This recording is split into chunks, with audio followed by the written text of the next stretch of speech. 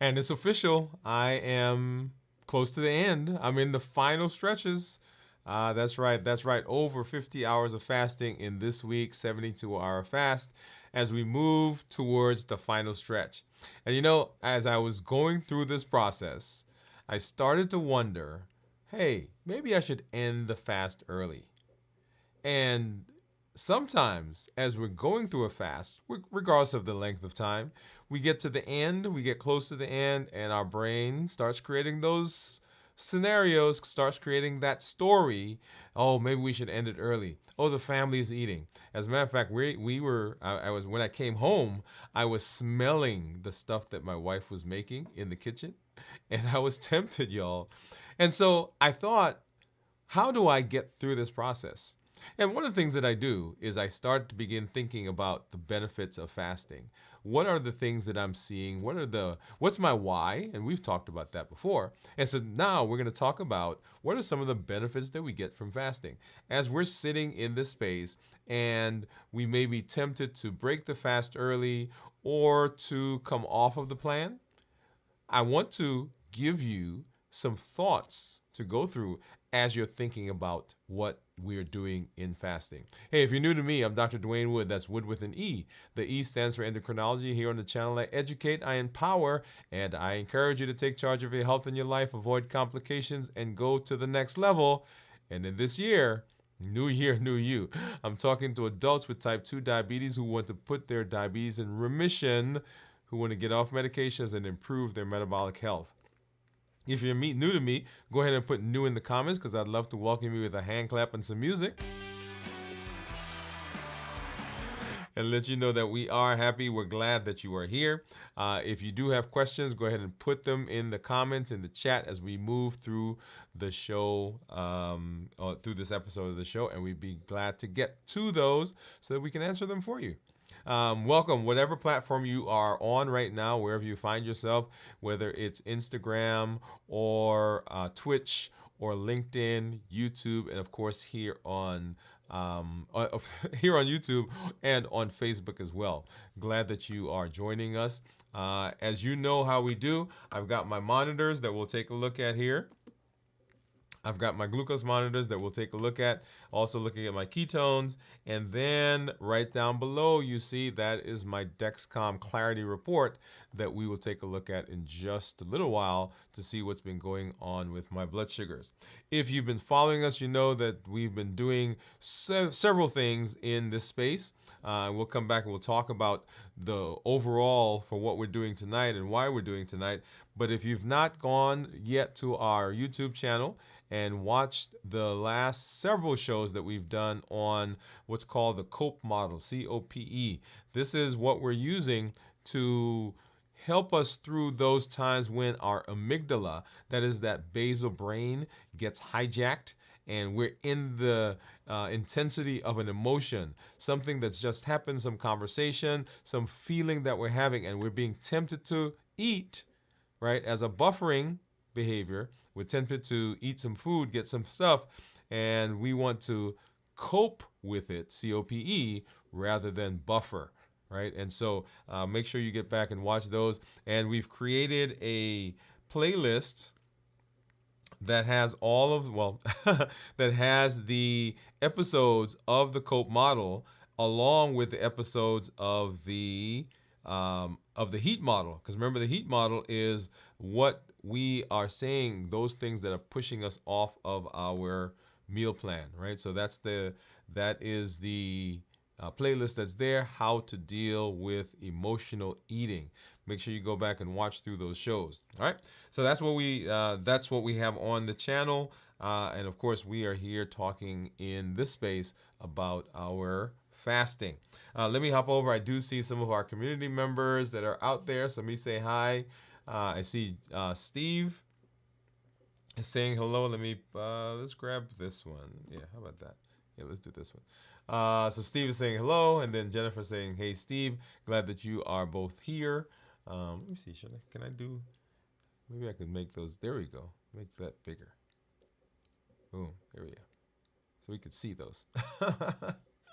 All right. Hey, glad that you guys are in the space and hanging out with us. Thank you for coming through. And whichever platform you are on, those of you who may be on other platforms, thank you for being here. All right. So let's go through and I do whenever we are changing something, whenever we're trying to improve something, whenever we're trying to modify something, if we want to know what's going on, we always want to do a check in. And so, in the process of fasting, we do a check in here in this space. And let me kind of set this up a little bit for us. Remember what we're doing. Our goal is to put our diabetes in remission, that is, to reverse diabetes. And we've learned several tools in that process. Tools like emotional intelligence, how to create a meal, how to look at our medications to decide which ones we should be coming off of, which one we may consider starting. Okay, that's an important tool that we learned. We learned how to be mindful eating, the COPE model, the HEAT model. So all of these are tools that we're using, and the intention of the tools is to help us with our diabetes as we turn to putting the diabetes in remission, reversing diabetes, improving our metabolic health. That's the goal.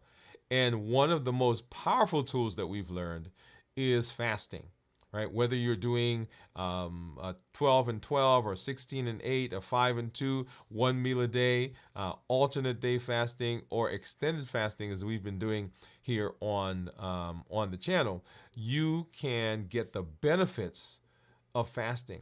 And so, what we want to talk about in these check-ins is what are some of the thought processes, what are some of the ways that we can go about being successful in our fasting. And so on the channel, you'll see we also have a playlist that's called How to Fast Successfully. Now, there are a whole host of concepts, whole host of things that we can talk about and go through, and you can go through and you can watch those there on the channel. But each time I come on, I want us to have a conversation about some of those things that are happening in our lives, some of those things that we face, and sometimes we think, hey, we're the only ones. But here we will let you know that you're not the only one, right? We all have those. And as we work in the community, as we share those with each other, then we're setting ourselves up for success because community is huge. Community is so important. So these fasting check-ins are really to kind of give you information, to have conversations about thoughts and things that you may be thinking and feeling or experiences that you're having, and just to put some light on those so that we can do that successfully. Okay? So that's what the check-ins are for. And as we check in, remember I said if we want to change something, modify it, improve it, pivot, assess it to see how it's going, we want to do a check-in. Anything that you're doing, you want to always do a check-in. And in this space, when we talk about check-in, we're talking about how we're feeling physically, mentally, and emotionally. And so I do that to let you know what's been going on. And so, as I said, I am now 50, almost 51 hours into this week's fast. And so as I do my 72 hour, right, I'm 2/3 of the way in, this is a great time to kind of assess all of these. But wherever you are, in whatever space you are, whatever fasting process you are going through, then you can also do this because it's important to know how your body is, how your thought processes are, and so forth, right? And is it working, and should we make changes? Well, so physically, how am I doing? Physically, I am a little tired today, right? So it's been a long day. I came home, had to actually do some things at home for work, all right? So I was on the phone with one of my team members as we finished up some things, and of course now doing the show. And then I've got a recording that I've got to do after this, because remember, on Friday, tomorrow, not tomorrow, on Friday, our review of fasting is going to be pre-recorded. So I'm going to do that right after this, believe it or not. And so I'm feeling tired. I'm not feeling drained. I'm not feeling exhausted. I'm not feeling lightheaded, sweaty, dizzy, all those things that sometimes come along with that. Of course, I've been doing a good job of hydration,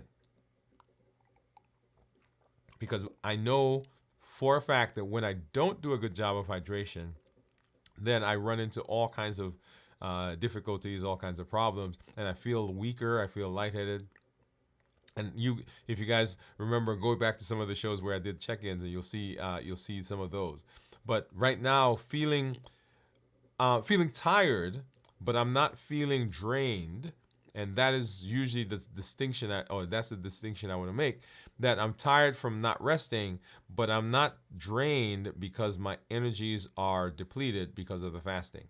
Okay, and because I'm hydrating, the palpitations I'm not feeling right now. Mentation, how am I feeling mentally? And this goes along with the physical, because if you are not well rested, as you know, if you're tired and you're not well rested, then you're a bit sluggish, right? So your reflexes are a little delayed. Um, I am not quite sure about reflexes, but I'm feeling pretty sharp. Last night I was up late because I did a presentation last night, and then I was up with our show, and then I was up after that doing some laundry, right, getting ready for today, and all the things. So tired, yes. I think I'm feeling pretty clear. I'm not feeling like I'm in a fog, but I can tell that I need to get some rest. Okay, yeah, and then emotionally excited because we're going to be doing some things with my family coming up here in the next day or so, and so that's exciting to me because we get to spend some time together. I'm not going to work. My son is out of school, and yeah, we're gonna have a good time. So that for me is exciting, and so I'm feeling happy. I'm feeling joyous. I'm not feeling anxious or depressed, or any of those things that go along with not having a positive attitude. And so right now I'm feeling pretty positive and excited that I'm able to do this right now and spend time with you. Okay, so that's how I'm doing in terms of my check-in. And like I said, anytime you want to do something, anytime you want to evaluate, you want to make sure that you're doing a check-in with yourself, and those are typically the places where you want to check, right? How I'm feeling physically, mentally, and emotionally. All right, and then let's go ahead and let's take a look at blood sugars so we can see where my numbers are. And on the screen coming up there, you should see this is my Libre. And this is my Libre 3. I'm just moving over so I can get closer to my meters. This is my Libre 3, and you'll see my blood sugar there is 72. And so the blood sugar, if you look at the gray or the greenish part in that bottom part, you'll see a white squiggly line that's going through, and that white squiggly line, that's my blood sugar. And for most of the day, right, in the early part of the afternoon, I was right at 100, and then prior to that I was above 100. But for most of the afternoon, starting right around 2 o'clock, I've been below 100, and occasionally I dip below 70, but kind of been maintaining that, right, according to this. If I scroll over and I take a look at my Dexcom Clarity, you'll see that it has been in the 80s.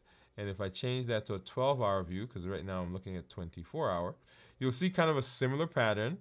Starting here, let's see, right at about 11 o'clock, we were one teens, and that continued to drop until we got to, let me see, when is the first time we went below 100? So right at 240, I was at 100, and then the first time I went below 100 was at 250, then popped back up a little bit into the low 100s, and then it's kind of just stayed below 100, 80s, 90s, and then down to 80, what it is right now. We'll take a look at the full graph when we look at my Dexcom Clarity report, so we can see some of the nuances in there. Also, so let's look over now. And here I have my Keto Mojo meter and my Contour. And the Keto Mojo gives me both blood sugar and ketones, and then the Contour gives me blood sugar. So let's go ahead and let's get, let's get a strip out of here. And as I keep saying, this is the meter we use in the office. So hey, that's the one I use here. So there's my strip for that. And then here I have strips for both blood sugar and ketones. Let's go ahead and open that up. And of course I just dropped the other one. So here is that's my blood sugar strip. And here's my ketone strip, right? So I'm gonna go ahead and open that as well so that I don't have to prick myself again. All right, so they got that. And let's grab my trusty container with my Lansing devices and Lancets. And I'm digging in here because the one I want is right down here at the bottom. So these are the ones I've come to have an affinity for. And this is just a twist off, right? So you just twist the top off right here. And you may be able to see, let's see, yeah, let's put it right here. So there's a little needle right there that pricks your finger. And let's go ahead and drop that. And the reason I like it is because I get a good drop of blood. The reason I don't like it is because it's painful. It hurts more than some of the others that I've used. So let's get a good spot. Let's do over here.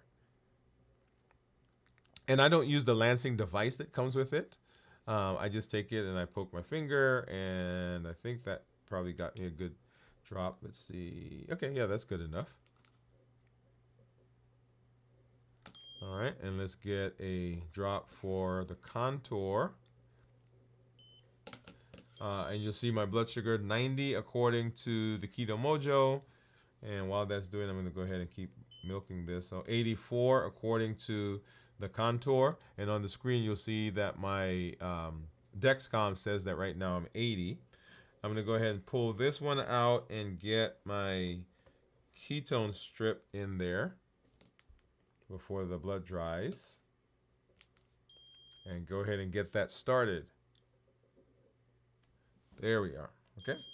And of course, as I always do, I tease you guys. So if you think you know what it is, last night Steve guessed right on the money. He was right on target what my ketones were. They were 0.6. I think, yes, 0.6 last night. I have to remember when we did that. So whatever you think it is, go ahead and drop that in the comments. I'm moving that off so you don't see that quite yet. Okay.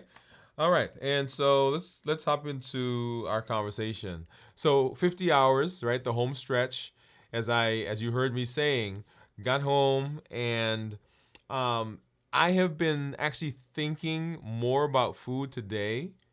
Well, let me back up and say that a little differently. So as I have been fasting the last couple of weeks, the coming to the end of the fasting have been a little bit more of a struggle than they have been previously. Okay. And part of that is because I was anticipating the food, right? So I wasn't hungry, but there were things associated with me ending the fast.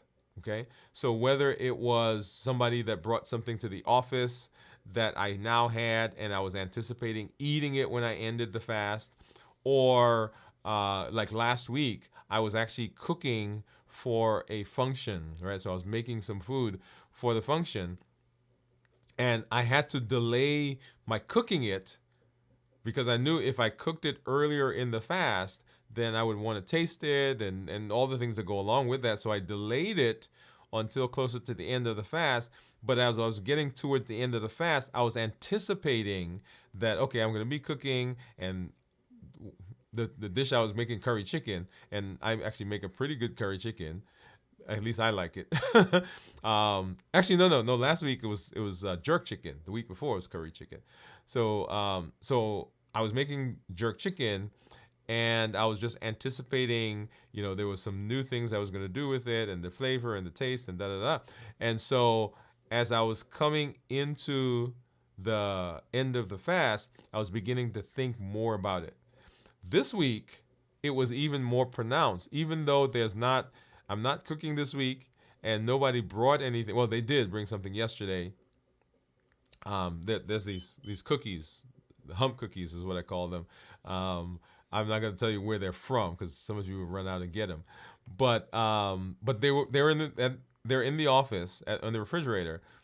But as I anticipated time with my family, anticipated, some of the things we're going to be doing and eating, and so I began thinking more about food. So when I came home and my wife was cooking and I smelled, or the aroma hit me, then I started thinking, okay, maybe I could break the fast early this week because, right? And so I started creating all those things. And then I started thinking about the benefits. What are the benefits that I get from fasting? And so I said, well, this is a good conversation for us to have.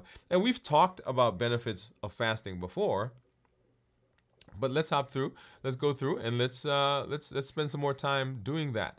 And fasting is once again one of those tools, one of those powerful tools that we are learning because it hits all of the pillars that we want, that we talk about. And the pillars are, right, decrease insulin, suppress the appetite, and of course reduce the sugar.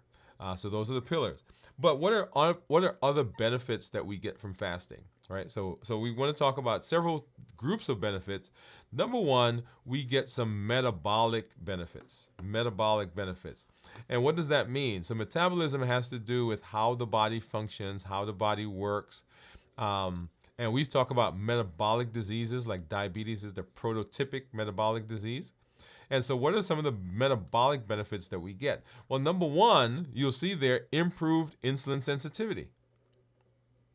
And that one for this space, because we're talking about diabetes, that one makes a lot of impact in what we do, right? So number one, improve insulin sensitivity. What does insulin sensitivity mean? Insulin sensitivity means that when we fast, we are able to use less insulin to maintain good glycemic control.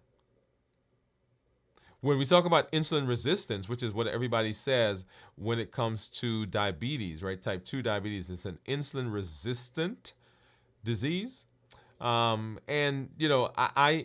think there are some other phrases that fit it better. It's actually hyperinsulinemia. In other words, you have a lot of insulin in your body as a type 2 diabetic, but the insulin is ineffective to do what it needs to do. And so how do we get the insulin that your body already makes to become more efficient? And that's what insulin sensitivity is. That is getting the insulin to do a job when right now it doesn't. And so as we fast, then your body becomes more insulin sensitive so that it can use less insulin for the same job. Now, why does that happen, right? It should make sense. Because if we are decreasing the amount of sugar we're taking in, right, that's the third pillar, then we don't have to use as much insulin. And so the insulin can now go to do other things in the body.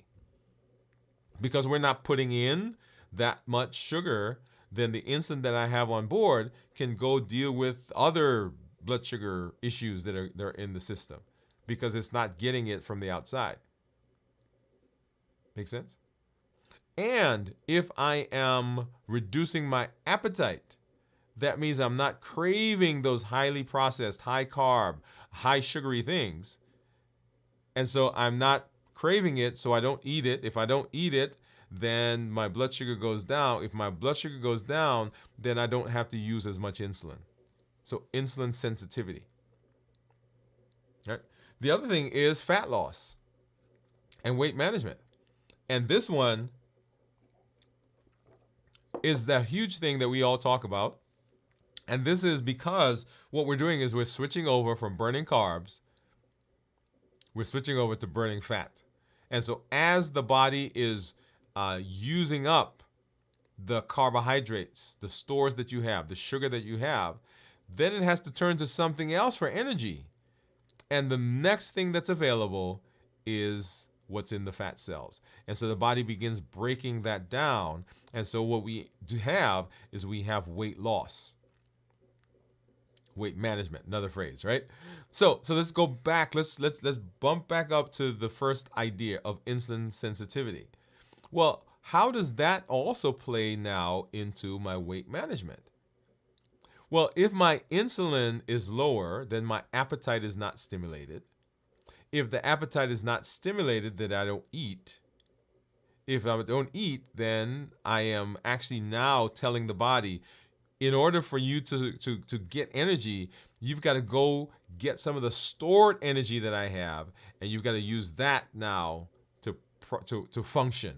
And so the body is now burning up the fat cells, those adipose tissues, and it's using that for energy, and so our weight begins going down.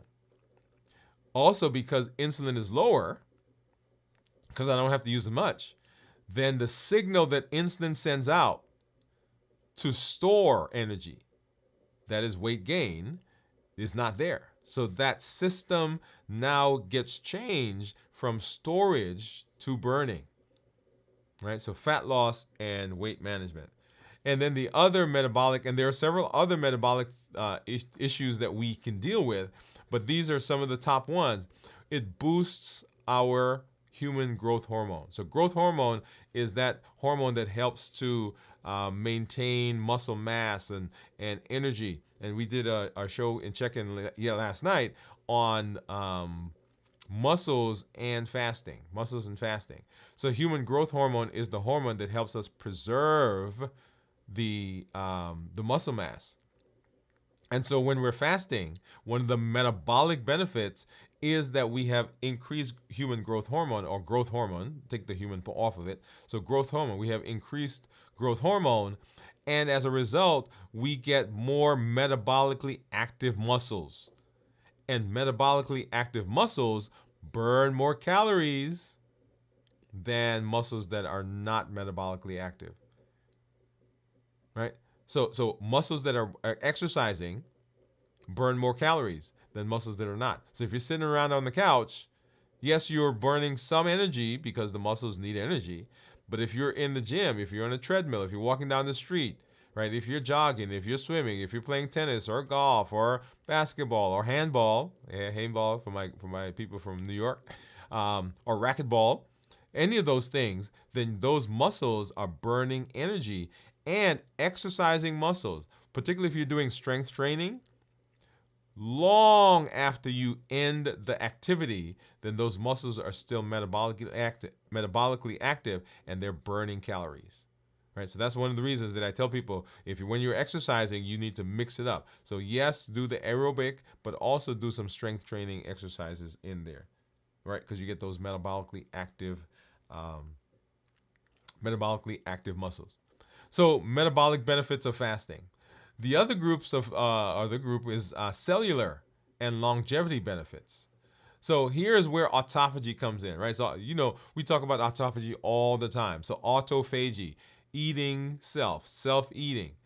Autophagy is activated and supercharged during fasting. It's also charged by exercising and all those types of things. But here we're talking about fasting. But when autophagy happens, autophagy is the process that the body has to clean up and recycle damaged, broken, unused, misshapen parts of itself, and recycle those and create new parts. So it is the recycling process. So when we're fasting, then we get autophagy that activates. Autophagy is in the process of cleaning up the cells, repairing cells, recycling damaged, broken, unused parts of our bodies, and bringing those back as new, more efficient, and improved versions of those cells. Okay? So cellular improvement. And then longevity. Hey, let's talk about that one, longevity. So one of the things that studies are showing is that when people fast, there are hormones that come out. There are changes that go on in their metabolism, changes that go on in their cellular, bone, skin structure that can promote longer life, that promote longer functioning of different parts of our bodies, organs and cells, right? And I'm waiting for the day when they tell me, hey, if you fast, then you can add another 2 years. I'm waiting for that day, right? We're not there yet, But all of the studies are showing that we can extend the benefit or extend the life of certain cells by fasting. That is incredible. That's incredible. And to think that autophagy was something that was just now discovered, it probably was there, but it was a Nobel Prize was given to it for it just a few years ago, right? More than a few, probably 2016 or thereabouts. Okay, so increased longevity, and then stem cell regeneration, and this goes along with longevity and cellular repair and so forth. Remember, stem cells are those cells that we can use to generate other parts of the body. Right? So stem cell, for people who have cancers, for example, they want to do stem cell transplants. For many of the transplant types of things that they're working on, then stem cells are where they start. So I can take a stem cell and I could program it to become something else. So when we fast, then the fasting process helps to regenerate stem cells. And that has implications for so much. Neurodegenerative diseases like Alzheimer's and Parkinson's, huge. Diseases like multiple sclerosis, neuropathy, right? Because we're regenerating cells that then the body can use to create other types of cells or other parts of this body, parts of our body, okay? So cellular and longevity benefits. The other group of benefits we get are mental and emotional benefits. And we did a show, one of our check-ins where we talked about the clarity that comes. And the clarity comes because the body now has a steadier, a cleaner source of energy. Remember, blood sugars fluctuate, right? You eat, and then a couple hours later, then that goes down, and the body has to get it out of the liver and convert it back into sugar. But when we start burning fat, and that fat is being turned to ketones, that's a steadier source of energy, and so the brain likes that. Also, there are certain hormones that are changing when we fast, right? So the insulin levels go down, the satiety and the hunger hormones change and get regulated. And so it provides some clarity, right? So we're not worried about food anymore. Also, emotional resilience. Resilience is the ability to bounce back in the face of anything that's going on. So that resilience says that, hey, that didn't work out, but I could change. Resilience is enhanced during fasting because when you're fasting, you don't have food as a buffer. And so you have to face the things that are coming. The emotions that come towards you, you have to face those. And so fasting helps us to become more emotionally resilient because all we have is the fasting, right? The crutch that we were using before, which for a lot of us is food, I'll say for me, we don't have that anymore. So we have to face the issues head on. And then fasting helps us with stress management. When we are fasting, right, if you are following what we're talking about as we're in this space, we're talking about being mindful, being emotionally intelligent. We're talking about self-care. All of those things are components in helping to manage stress. How do I stay present in this space? How do I cope rather than buffer? All of that gets implemented during fasting. And once again, because you don't have the buffering tool, food, you have to face it and you have to deal with it. So your stress levels can improve during fasting if you're following the things that we're talking about, following the protocol, following the plan. Okay? And then the other things we get are other health and disease prevention. Other health and disease prevention. So when it comes to heart disease, remember we've talked about heart disease. So fasting decreases insulin. It reduces sugar. When we are fasting, then what we're doing is we're improving our metabolism.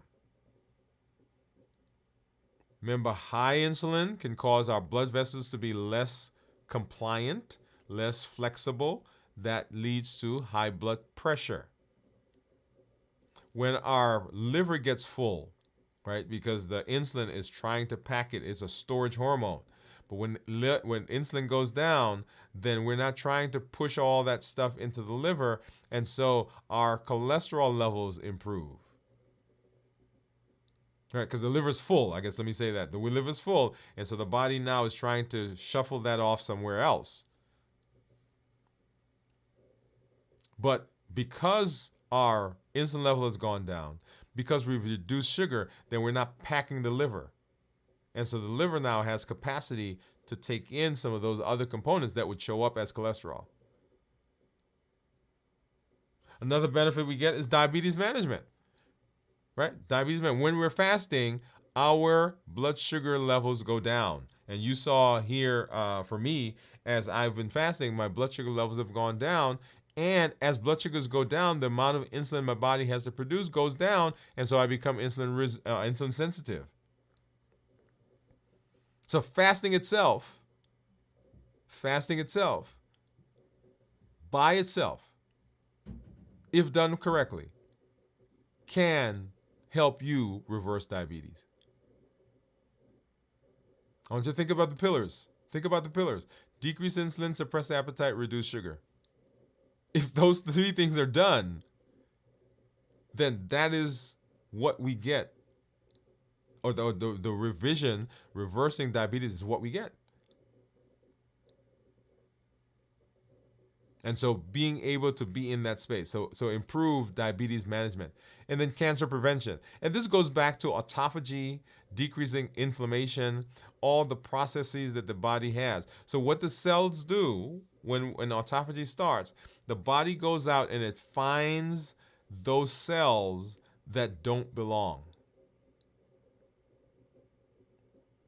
It finds the cells that don't belong.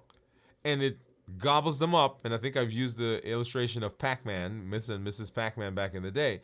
The body's just out there gobbling up those parts that don't belong, the parts that are damaged, the parts that might turn into cancer. So we're catching it before it happens.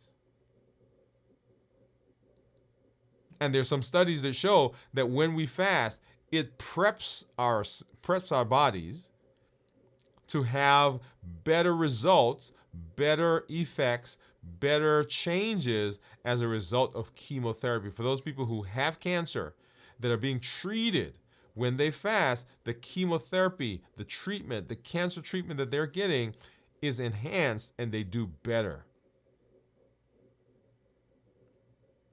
Right? So health and disease prevention, huge, huge. And all of those are benefits to fasting. So as I'm sitting and I'm thinking, okay, let me break my fast, and I began going through the process of, okay, these are the benefits I'm getting. I'm like, okay, yeah, I can do this. Right? I can visualize me ending the fast tomorrow. Right? 72 hours, maybe 96 hours. We'll see. Right? But we've got to revisit our why, right? Always, right? What is the why? And then what are the benefits I'm getting? One of the questions that my wife told me to ask myself whenever I am tempted, use the word tempted, whenever I'm triggered, is she said, what would your future self say to your current self if you did what you're about to do? And I think about that. It helps me, right? What is my future self going to say to me? Like if I break my fast now and I eat whatever it is, what will my future self say to my current self? Is my future self going to say thank you for doing that? And usually the things I'm about to eat, my future self would not say thank you. Would not say thank you at all. It would say some other things, right? But that's a question to ask. That's a question to ask. Okay, we can come back to that conversation in just a minute. I want to hop over and say hello. I do see some folks out there, and let's see. Let's grab this one. So Steve said, so Steve is guessing 1.8 for my 1.8 for my ketones, And Jamsek is saying, hey, hey, Jamsek, thank you for coming through.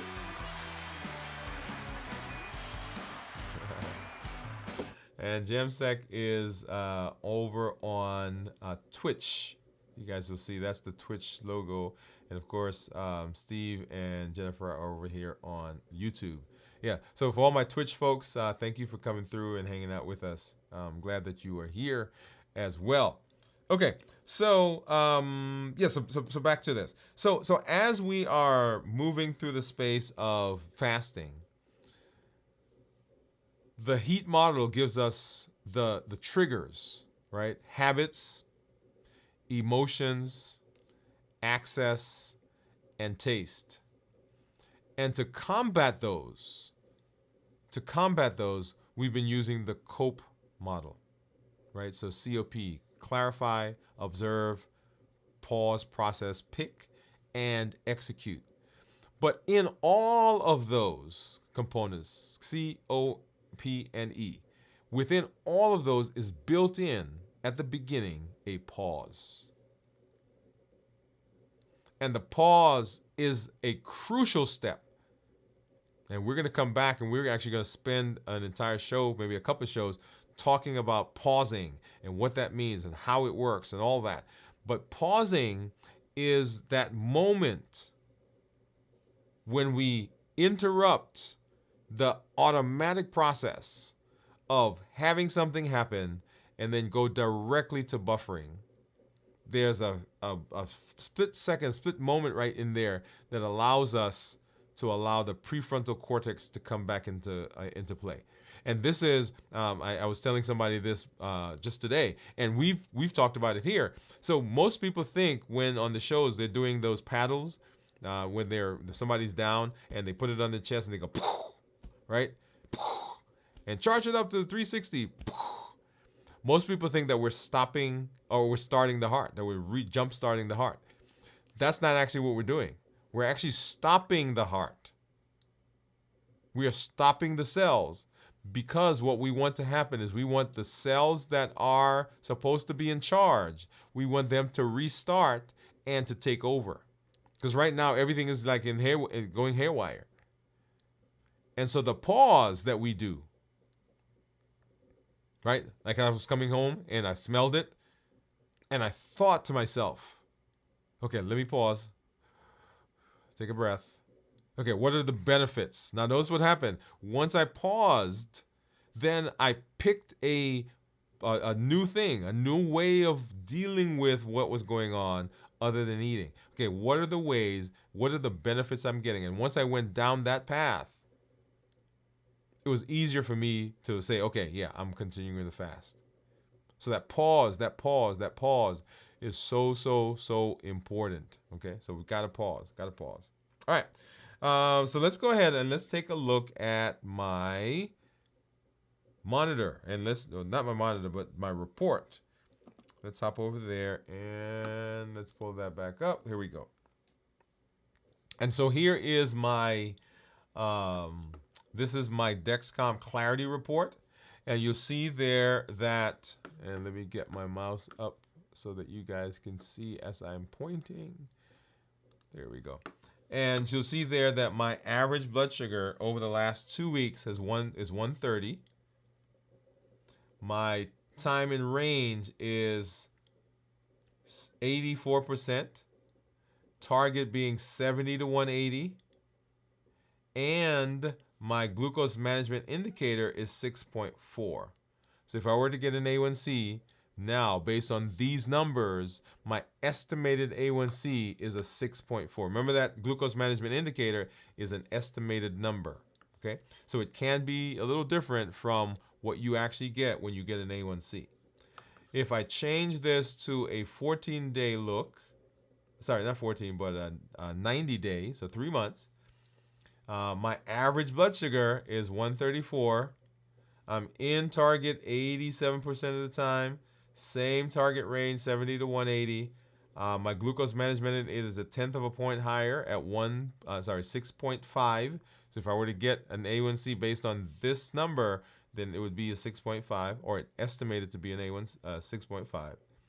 Now let's take a look at my daily graphs. And I started fasting on Monday, right? So Monday, right after our show, so we'd eaten right in there, and so right after our show, we started fasting, and you'll see there 125 ish is what my blood sugar was, right around here, and so 24 hours later, blood sugar of 97, and notice that for most of this day, right? So we were 150 because the top of I set mine to 150. The graph doesn't show it quite here, but this is about 150 right here, right? So if my blood sugar were there, you would see it. So 150. So we were 150 or less for most of the day. So that was yesterday, and then as I came into today, right? So we're in the 80s, and for this one, we spent most of our day. I spent most of my day at about 100 or a little bit above, right? So right here, it got up to about 115, maybe 120. But for most of the day, I was spending the time at 100 or below. Definitely for the latter half of the day, right? Starting right about noon, or maybe a little later, I was 100 or less. So maybe right here about 250. I think was when I went, yeah, right 250. I went below 100 for the first time. And then for the rest of the evening, right, we stayed in the 80s. And then, of course, on the screen, you'll see maybe pop up my Dexcom Clarity right now, or my Dexcom app. And you see my blood sugar right now is 82. Okay, and so that's what I would expect. All right, so let's go ahead and let's take a look at, and I think Steve, what was your number? 1.8. 1.8. So yesterday it was 0.6. And Steve says he thinks it's going to be 1.8. So let me go ahead and pull my Keto Mojo app up. And let's get my, there we go. Let's get this guy over here. So this is my Clarity, my Keto Mojo. Let's go ahead and turn that on. And then we will get it synced. And drum roll. Drum roll. Okay, so you ready? Are you ready? Are you ready? Are you ready? Are you ready? Let's see what it is. And right now, okay, so glucose was 90 and my ketones are 1.0. 1.0. So let's take a look at the graph. And here on the graph, the turquoise line, excuse me, the turquoise line is, those are ketones. The dashed turquoise line. And the tan line, that is my blood sugar. So as I ate, you'll see the tan line went up. And as it went up, the turquoise line, the dashed line came down. But then as I started fasting, notice that the tan line now is dropping. Right, so it went from up here at 118, then down to 109, then down to 891, and then of course what it is now at 90. But as that number went down, notice that the turquoise line, the dashed line, started going up, right? Well, it went down here, and then it started climbing. So 0.1 was when we checked in on Monday during the show, and then 0.6 when we checked in yesterday during the check-in, and then now 1.0, right? So for glucose, insulin, ketones, let me go through that. So ketones and insulin cannot be in the same space. So when I treat patients for diabetic ketoacidosis, which is a diabetic emergency, a glycemic emergency, when they come in, one of the things that we do is we put them on fluids, right? Because what we're doing is flushing out the ketones. But then the next thing that we do is we give them insulin. And the insulin, usually people think that we're giving insulin to bring the blood sugar down. It's not to bring the blood sugar down. Now, it helps with that. But I'm not giving insulin because I want the blood sugar coming down. I'm giving insulin because I want the ketones to go away. And how do we make ketones go away? We put insulin in. Because what happens, the insulin now takes the sugar and puts it in the cell so the cell can use sugar now and the cell stops burning fat. So insulin in the body turns off the fat burning process. right? Basically, it's like having a fire in your fireplace and then coming and putting a wet towel, well, more than a wet towel, maybe a wet blanket over it. What happens? It douses it. And so the fire goes out. So once insulin shows up, then the body switches from burning fat because it doesn't do that anymore. And so now what we get is the body starts to burn sugar. And so when insulin shows up, then the ketones have to go away, right? And so that's what you saw, and that's what you are seeing right now in on the graph. When we talk about ketones, ketones that are less than 0.5 are considered normal. 0.5 to 1.5 are considered nutritional ketosis, and then above 1.5 is considered therapeutic ketosis. So when we see people who are having a ketogenic diet, people who are fasting and want to be in ketosis, as we're talking about fat burning, and here on we talk a lot about ketones, right? So we want ketones to be 0.5 or higher because that's where we're getting that fat burning, switching to ketones, all the benefits that we talk about. In terms of ketones and ketosis and metabolic disease and so forth. Okay, so we want ketones to be 0.5 or higher, and right now my ketones were 1.0. And Steve, what were your ketones? What were your ketones today? Steve does I think you said you were doing an extended fast, a longer fast, and if you're watching and you're fasting, go ahead and drop yes. Put a yes in the comments, right? If you're fasting right now, put a yes. And one of the things that I think I wanted us to do as a community is one day we'll start a fast together. Say, hey, come on, this is where we're starting. We're starting this fast, and we'll walk through the day together, right? And just check ketones and check blood sugars, and that would be fun. That would be fun. As a matter of fact, in the office, I asked some patients if they would want to come in to the office to begin their fast or to go through that 24-hour fast, and a lot of people say yes. Yeah, a lot of people say yeah they would because doing it in community gives you a better chance of success. Right? It gives you a better chance of success. Community is very important. In fact, there's one of the things that I was going to do earlier on was to talk about the triple E formula for success. See, I've got my shirt on. And one of the pillars, one of the components of the triple E formula, which we'll talk about here in just a minute, is is encouragement, empowerment. And so, let's see, let me put this one up. All right, so encourage, right? We are stronger together. Encouragement comes from surrounding ourselves with a community that lifts us up, holds us accountable, and keeps us motivated through our journey. Right? That's the power. That's the benefit of community, the benefit of encouragement, the benefit of the space that we are creating. Awesome. All right. So in this space, as we are talking about blood sugars, and we're talking about metabolic health, and we're talking about diabetes, and putting diabetes in remission, and reversing diabetes, getting off of medication, there is sometimes a doubt in our minds as to whether we can do this. Because we've done things in the past, we've tried things that haven't worked, and even with fasting, there are people who I talk to, and their initial reaction is, I can't fast. I said, well, how long can't you fast? And they said, well, I don't think I can go without eating for 10 hours or 12 hours or 16 hours. And I said, most of us do that anyway. A lot of us do that without thinking of it as fasting, right? So you go to sleep, you wake up, you don't have breakfast. You don't have breakfast until lunch. That's, for a lot of people, that's a 12-hour, sometimes a 14-hour fast. Right? And we'll talk more about fasting, as we do our review. But remember that you have the ability to chart your destiny. You have within your grasp, built into you, the ability to chart the destiny. And all we've got to do is tap into it because you have unlimited potential.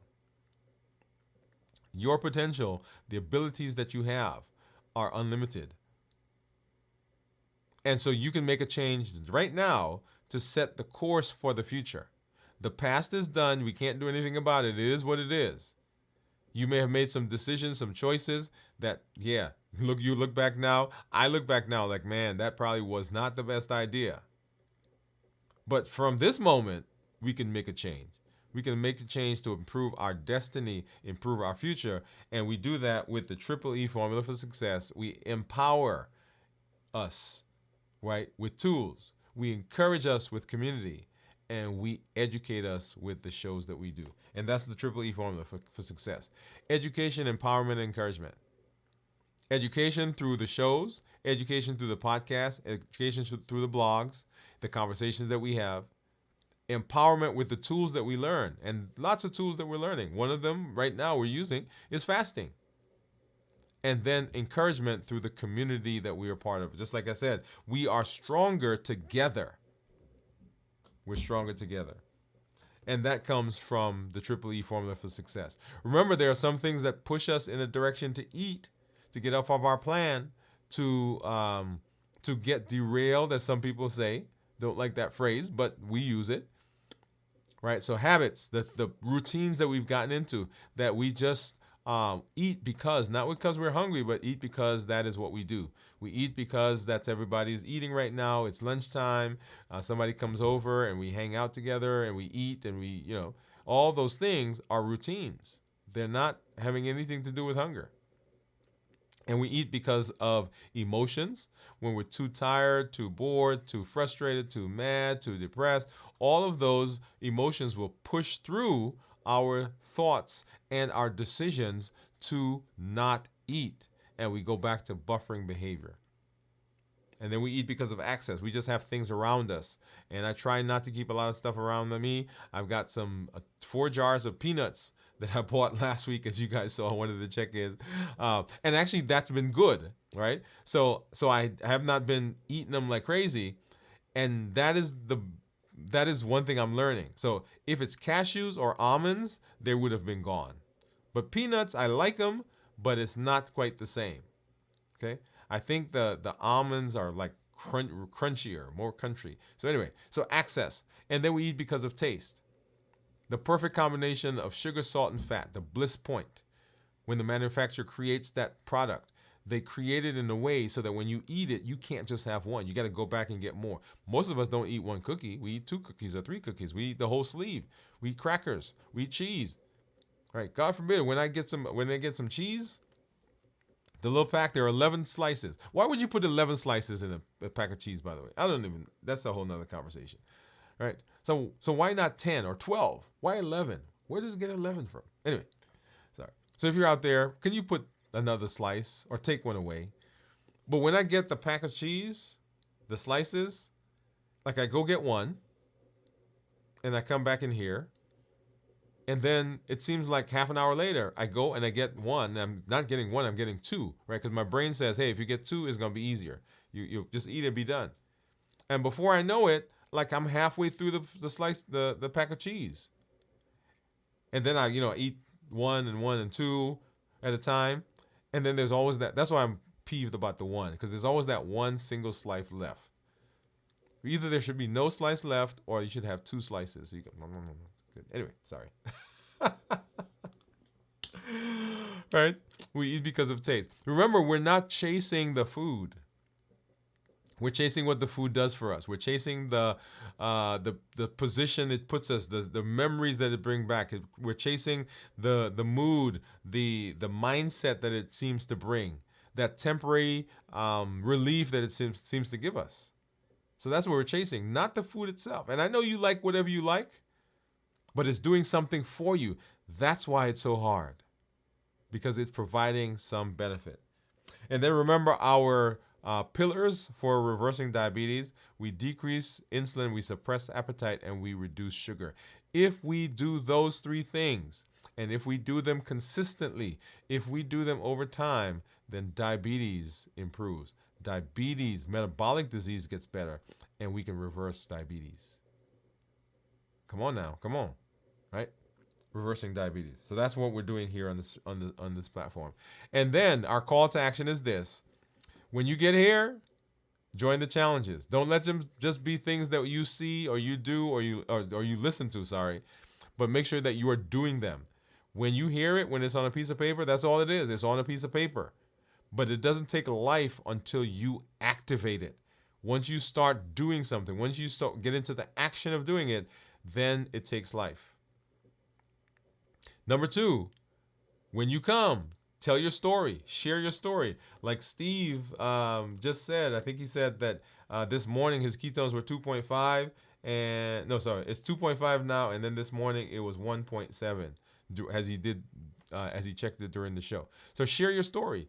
There are people out there in our community that have lost weight. I've lost weight. You've seen my story, right? You're going to see, if you come to our community meetup on the 31st, you're going to see the results of that. We're going to share my blood work with you. Come on, take a look, right? So share the story, share your successes. When you have challenges, let us know that as well, because we can rally around you. You know that you're not by yourself at that point, and we know that we are in community and we are not by ourselves. We are stronger together. And then invite someone. Don't just keep this to yourself. There are over 1 billion people on the planet right now that have diabetes or prediabetes. You could be a voice of change. You can be a voice to say, hey, we can improve. There's a place that we can go where we can learn, where we can begin setting the course, setting the destiny for our health. Our family does not have to keep having heart attacks. We don't have to keep going on dialysis. We don't have to keep losing limbs. We don't have to go blind. All of those complications. And you could be a voice that says, no, we can be different. We can do something different. Okay? All right. And I always say I am excited to be here with you, excited to be in this space because you are an amazing community. I love the benefits that you're getting. I love the richness that you bring to this space. And I get to say that I have a support group that is incredible, and that's amazing. Make sure you join us for our check-in tomorrow as we do our review of fasting. All the things that you need to do to prepare for the fast, to get through the fast, and of course to end the fast, right? So breaking the fast. On Saturday night at 9 p.m. Central, we'll be having the videos from the vault. And then on Sunday morning at 6 a.m. Central, we'll have This Week in Review. Make sure you join us also on Monday as we come back in the space on Dwain Woode MD Live at 7 p.m. Central. Glad that you're here. Thank you for joining me. And always, this is Dr. Dwain Woode. Let me say that again. My voice is going. Here we go. Always, this is Dr. Dwain Woode. That's Wood with an E. The E stands for endocrinology. Here on the channel, I educate, I empower, and I encourage you to take charge of your health in your life, avoid complications, and go to the next level. And in this year, new you. Good night, everybody.